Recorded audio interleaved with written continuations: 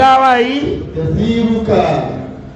gbogbo ẹni tẹ́ bá rí tó déèyàn láyé gbogbo ẹni tẹ́ bá rí tí pa ọ̀tá ò mú gbogbo ẹni tẹ́ bá rí tí wọ́n tì tí ò ṣubú Ọlọ́run ní ń bẹ lẹ́yìn rẹ̀ àdúrà òbí rẹ̀ ní ń bẹ lẹ́yìn ẹ̀ àdúrà ni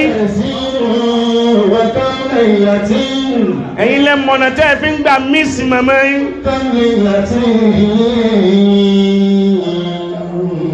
ọdún kẹta ni ló dàbí àná yìí bẹ́yìn tí ń ṣe ọdún kẹta ìyá wa Zinatullah tí wọ́n lọ bẹ́ẹ̀ náà làwa náà ń ṣe ọdún márùn-ún pé bàbá wa mẹ́rin Jésù náà kú láyé ọdún karùn-ún báyìí ọdún karùn-ún fídíò tí mo fi hàn yín lẹ́ẹ̀kan yẹn 2018 ni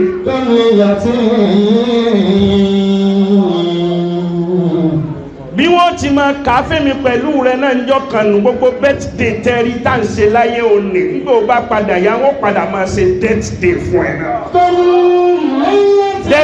ṣe birthday kọ́ là ń ṣe àbí ṣe ọmọ rárá àbí bẹ́ẹ̀ kọ́ ni.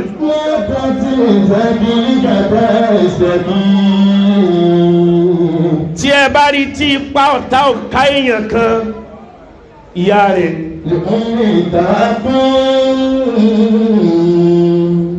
ẹ wo bẹ́ẹ̀ ti tọ́jú ìyá yín títọ́jú ni Firaun ló tọ́jú ìyá ẹ̀ ni Ọlọ́run ò ti fi jẹ́ kí ipa Nábì Mùsá ó ká Firaun sọ́lọ́n ló rán Mùsá ń ṣe Mùsá sì fẹ́ mú Firaun náà títí kò rí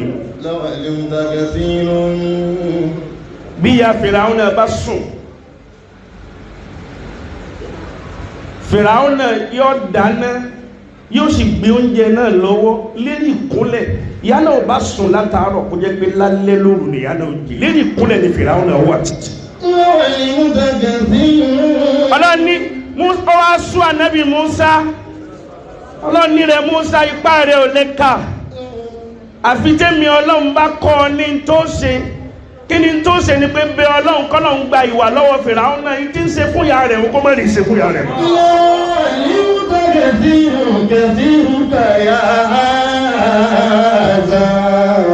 níjọ́ Firaun náà ò rí yíhun ṣe fún ìyá rẹ̀ mọ́ ta ló rojọ́ ń bẹ̀ yẹn kí ló dé tẹ̀ rojọ́ à ń ṣe wá ṣe rojọ́ ẹnìkan ọmọ mi tí ó sọ tí ò ní sọ mí ìmọ̀kẹ́ ẹ ga sí láyé àmẹ́mọ́ rojọ́ mọ́ mi tó bá ti ṣe wá sí kò dá bí pẹ́ rí Ọlọ́run fínú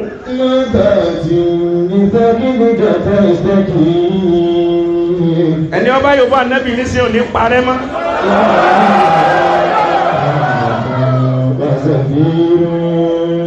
ajiwa Muslim mo bá yín dúpẹ́pẹ́ rí ìyá alùbáríkà bí yín a mọ̀ rí àṣírí ìyá yín lára yín lónìí bí ìyá yín ti rí bí ìyá yín ti jẹ́ alálùbáríkà ara ti yín láti rí àtàwọn ọmọ yòókù láti rí pé alálùbáríkà ni ìyá yín gbogbo orí tẹ́ bá rí tọ́lọ̀ ń bá ṣe fún yàn kò lè dùn mẹ́nì kankan orí ara ẹnìkan lórí rẹ̀ máa dùn mọ́ irọ́ gbogbo ẹ̀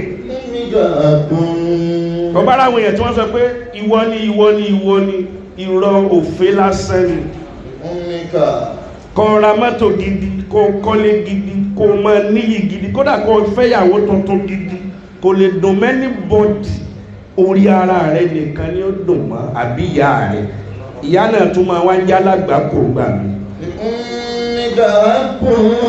àti ráwọn ìyá kan tí wọ́n jẹ́ alágbàkò nílọrin lọ́dọ̀ wa obìnrin kan bẹ a máa ṣe dáadáa fáwọn ọmọ sẹ́tí ń bẹ lábẹ́ lọ́dún yóò ràn wọ́n Mẹ́kà tán bá ṣe dáadáa ó lè rán yà 20 ó lè rán 15 Mẹ́kà wa kan ọmọ kan 2008 ọmọ náà sì gba Mẹ́kà náà lọ́dọ̀ ọ̀gá ẹ̀ ọmọ sì lọ sọ fún yàrá rẹ̀ màmá mi wọ́n ní lọ Mẹ́kà lọ́dún yìí yàrá ní alhamdulillah kìí ṣe gbogbo ẹni ọba forí hàn tó rẹ́rìn sí ọ náà nínú orí rẹ̀ ó dùn sí tanyanya ẹ̀rín tó rò pẹ́lú mi rí òní ẹkún ló sun sínú. Tí ẹ bá fi orí hàn ẹlòmí ẹsẹ̀ bínú rẹ̀ dùn ní ẹsẹ̀ wọ́n fi iná gbé ẹlòmí ó lè yí nǹkan ti ṣe sínú. Lèyìn ò gbọ́dọ̀ máa ma wọn tó máa forí hàn kó tó fi hàn fọ́lọ́ fáyé. Ọmọ yìí sì lọ Mákà, ó dé láti Mákà. Ẹni tá a wí tó bá rán yàn lọ Mákà tá a wí tọ́mọ yẹn bá dé tó bá tún ṣe dáadáa lọ́dún míì tí ó tẹ̀lé yóò tún gbé mọ́tò sí wọn nìyí. Ojú oṣù kan lọ́tọ́mọ yìí dé láti Mákà, wọ́n bọ̀ wá sí kó iná ni wá tún rajà wọ́n ti máa ta ọjà yìí fẹ́ dákọ̀ ọjà yẹn orí nẹ́ẹ̀tì láwà. Má ti dákọ̀ ọjà yẹn wọ́n ti mọ àmì tí mo sọ. Àmọ́ wá sí mò ń fi sí kọ́lọ̀ ní ẹ̀rí ìyá rẹ̀ bí. Ọmọ yẹn ń bọ̀ wá sí kó wọ́n dé Ìbàdàn ọba ní accident. Nínú mọ́tò èrò tọmọ yìí wà ọmọ yìí nìkan ló kú. Ńgbò wá kú ọ̀fọ̀ yẹn lágbára. Ẹni ó lọ Mákà bí ó ti pósù kan sá lọ́lọ́wọ́ gbàdúrà rẹ̀ ni. Kò ju ọ̀sẹ̀ méjì lọ tọ́mọ yìí kú. Nìyá bá jáde síta gbangba, nìyá bá kà jáde ó lóhun lòun pa ọmọ òun. Kí ló dé ìwọ ìyá tó pa ọmọ rẹ̀ ní máa ń jára rẹ̀ sí o. Ní ń ṣe gánagànà olóhun lòun pa òun máa pa ni. Wọ́n fún Mákà kò wá fún òun tóun jẹ́yà rẹ̀ wá dá lọ Mákà yẹn tó jẹ́ kó wọ́n pa nù. Jàmáà ṣe bí ìyá kan nìyẹn, ṣe bí ìyá kan nù ni. Oríṣiríṣi ìyá ló wà. Báríkà yín tọ́lọ́hun ní kẹ́ síra rẹ̀ lọ́dọ̀ ìyá yín.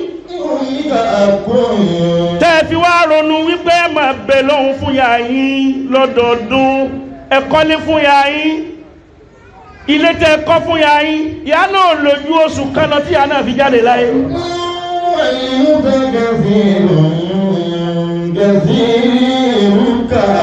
Mo fi ní gbogbo tí ìyá bá ṣe, gbogbo wàhálà tí ìyá bá ṣe, rìsọ́ọ̀tì ìyá látara ọmọ láti rí rìsọ́ọ̀tì ìyá wa sí náà tò ní àjíwá MC Oluomo. Ìwà ń gbọ́ ní sí táwọn àbá tó ń sọ pé Ọlọ́run ti wá ní kájí MC Oluomo náà ti máa rí oríire látara táwọn náà fèdè bí. Al-jazā'u min jinsil 'amal. Dédé sẹ́tọ̀ bá ṣe lè sàn ẹ̀san ìyá wa Zinatul àwọn ọmọ tí ìyá wa bí yìí.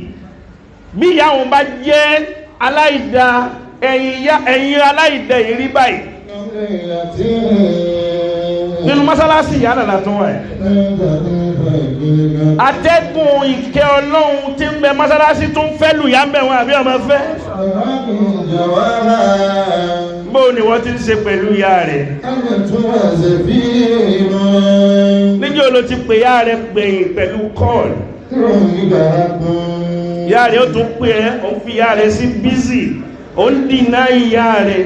Ìyá tó dẹ̀jẹ̀ sí ọ lójú, ó ń dìná ìyá rẹ̀. Ìyá rẹ̀ ń bọ̀, ó ní kí wọ́n tilẹ̀kùn torí ìyàwó olórí burúkú tó fẹ́.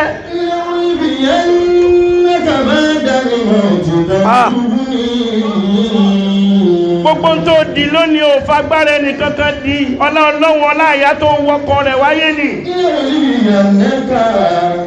Ìyá kan ló wá fẹjọ́ sùn mí nínú Ramadan yìí, AJMC. Ẹ̀rù bà mí, ẹ̀rù Ọlọ́run bà mí, mo sunkún. Àwọn èèyàn dájú. Ọmọ ni Ọlọ́run sì kẹ́ ọmọ náà. Ọlọ́run kẹ́ ọmọ náà. Ọlọ́run kẹ́ yá yìí wá sọ fún mi ó ní àfa àdúrà wo lẹ fún mi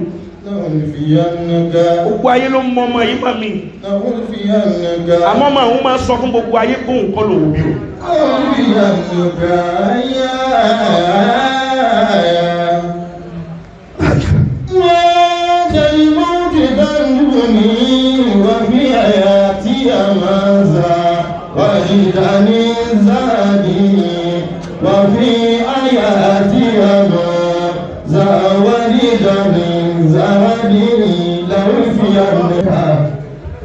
òun tọ́jú ọmọ yìí púpọ̀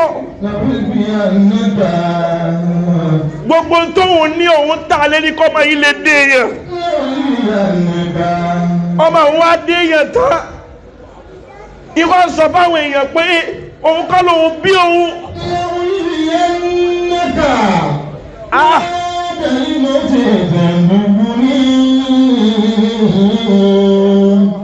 olóhùn wá ọmọ òun lọ níjọ́ kan ọmọ òun sì tu ajá sóhun wọ ìyá yìí ó ní kọ́ ọmọ wà nulẹ̀ yìí mọ́ ó sì tún wọlé títí dìsí ìní fọwọ́ ó ní ọmọ òun sọ fún òun pé òun ò ní fi ọwọ́ ara òun pa òun àmọ́ òun máa ń tó wọn fi pààyà òun ṣe bá máa kanu nínú Ramadana tó fi tán rere wo ni wọ́n náà ṣe fún yẹ rere wo ló ṣe dáadáa wo ló ṣe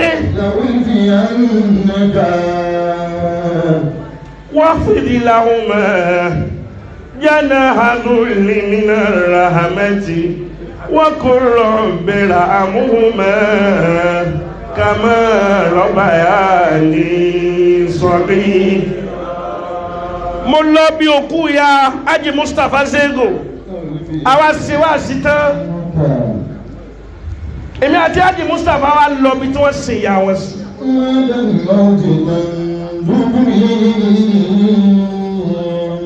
Haji Mustapha wa wólẹ̀ mi sàárè ìyá rẹ̀ báyìí wọ́n sunkún lórí live Instagram tí mo wà àwọn èèyàn wọ́n wá ń kọ́mẹ́ntì oríṣiríṣi pé abájọ tí pàǹtà ò fi ká àwọn arábí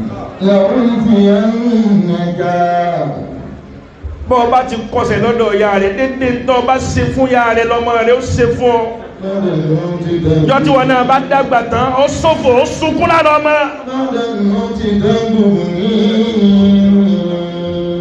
ó jáwọn èèyàn mọ̀ pé ìyá rẹ̀ nìyá rẹ̀ ìyá tí ó bí ọ náà ló ti bí ọ̀hún jọ tí wọn náà bá dàgbà tó retí gbà tó jèrè ọmọ rẹ̀ ó dì náà ìwọ̀n náà. Wassalamu alaikum.